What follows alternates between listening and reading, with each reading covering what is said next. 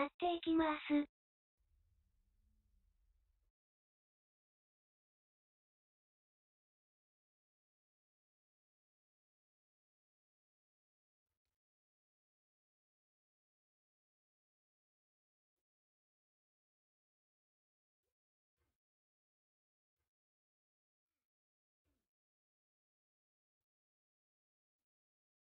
There's no feeling more intense than starting over.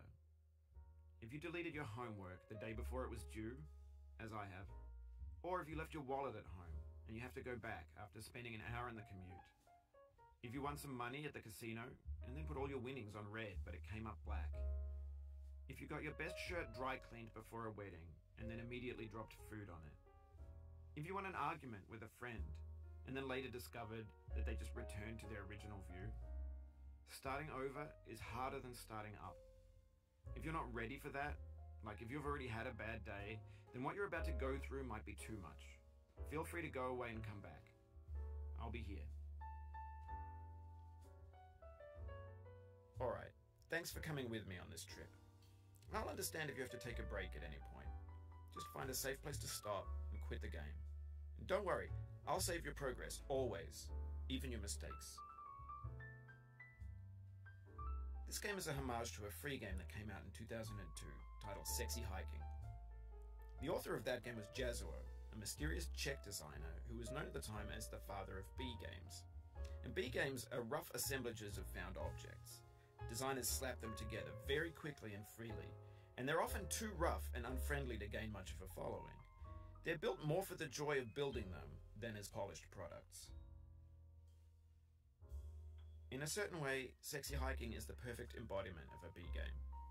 It's built almost entirely out of found and recycled parts, and it's one of the most unusual and unfriendly games of its time. In it, your task is simply to drag yourself up a mountain with a hammer. And that act of climbing, in the digital world or in real life, has certain essential properties that give the game its flavour. No amount of forward progress is guaranteed. Some cliffs are too sheer or too slippery. And the player is constantly, unremittingly in danger of falling and losing everything. Anyway, when you start Sexy Hiking, you're standing next to this dead tree that blocks the way to the entire rest of the game. It might take you an hour to get over that tree, and a lot of people never got past it. You prod and you poke at it, exploring the limits of your reach and your strength, trying to find a way up and over. And there's a sense of truth in that lack of compromise. Most obstacles in video game worlds are fake. You can be completely confident in your ability to get through them once you have the correct method or the correct equipment or just by spending enough time. In that sense, every pixelated obstacle in Sexy Hiking is real. The obstacles in Sexy Hiking are unyielding, and that makes the game uniquely frustrating.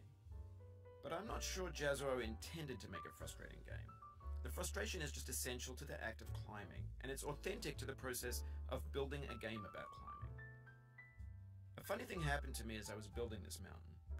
I'd have an idea for a new obstacle, and I'd build it, test it, and it would usually turn out to be unreasonably hard. But I couldn't bring myself to make it easier. It already felt like my inability to get past the new obstacle was my fault, as a player rather than as a builder. Imaginary mountains build themselves from our efforts to climb them, and it's our repeated attempts to reach the summit that turns those mountains into something real. When you're building a video game world, you're building with ideas, and that can be like working with quickset cement. You mold your ideas into a certain shape that can be played with, and in the process of playing with them, they begin to harden and set until they're immutable, like rock. And at that point, you can't change the world. Not without breaking it into pieces and starting fresh with new ideas. For years now, people have been predicting that games would soon be made out of prefabricated objects, bought in a store and assembled into a world. And for the most part, that hasn't happened, because the objects in the stores are trash. I don't mean they look bad or that they're badly made, although a lot of them are. I mean they're trash in the way that food becomes trash as soon as you put it in the sink. Things are made to be consumed and used in a certain context, and once the moment is gone, they transform into garbage. In the context of technology, those moments pass by in seconds. Over time, we've poured more and more refuse into this vast digital landfill that we call the internet. It now vastly outnumbers and outweighs the things that are fresh and untainted and unused. When everything around us is cultural trash, trash becomes the new medium, the lingua franca of the digital age. And you can build culture out of trash. But only trash culture. Be games, be movies, be music, be philosophy. Maybe this is what digital culture is.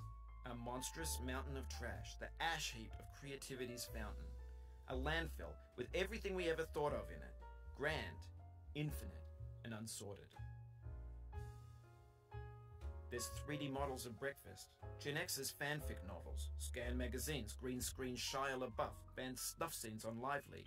Facebook's got lifelike bots with unbranded adverts and candid shots of Kanye and Taylor Swift mashups, car crash epic failed GIFs, Russian dashcam vids, discussions of McRibs, discarded, forgotten, unrecycled, muddled, rotten, untitled. Everything's fresh for about 6 seconds, until some newer thing beckons, and we hit refresh. And there's years of persevering, disappearing into the pile, out of style, out of sight. In this context, it's tempting to make friendly content that's gentle, that lets you churn through it but not earn it. Why make something demanding if it just gets piled up in the landfill, filed in with the bland things? When games were new, they wanted a lot from you. Daunting you, taunting you, resetting and delaying you. Players played stoically. Now everyone's turned off by that. They want to burn through it quickly. A quick fix for the fickle. Some tricks for the clicks of the feckless. But that's not you. You're an acrobat. You could swallow a baseball bat. Now I know, most likely you're watching this on YouTube or Twitch, while some dude with 10 million views does it for you. Like a baby bird being fed chewed up food. That's culture too. But on the off chance that you're playing this, what I'm saying is, trash is disposable, but maybe it doesn't have to be approachable. What's the feeling like? Are you stressed? I guess you don't hate it if you got this far. Feeling frustrated? It's underrated. An orange is sweet, juicy fruit locked inside a bitter peel. That's not how I feel about a challenge. I only want the bitterness. It's coffee. It's grapefruit. It's licorice. It feels like we're closer now. Composer and climber, designer and user. You could have refused, but you didn't. There was something in you that was hidden, that chose to continue. It means a lot to me that you've come this far, endured this much. Every wisecrack, every insensitivity, every setback you've forgiven me is a kingly gift that you've given me. We have the same taste, you and I. It's not ambition, it's ambition's opposite. An obdurate mission to taste defeat. You'll feel bad if you win, so I put this snake in for you.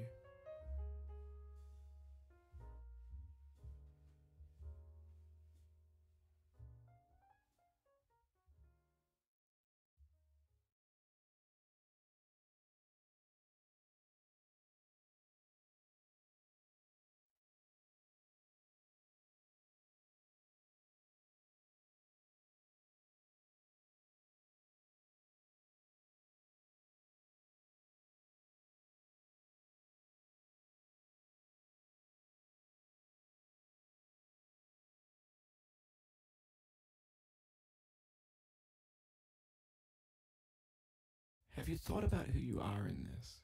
Are you the man in the pot, Diogenes? Are you his hand?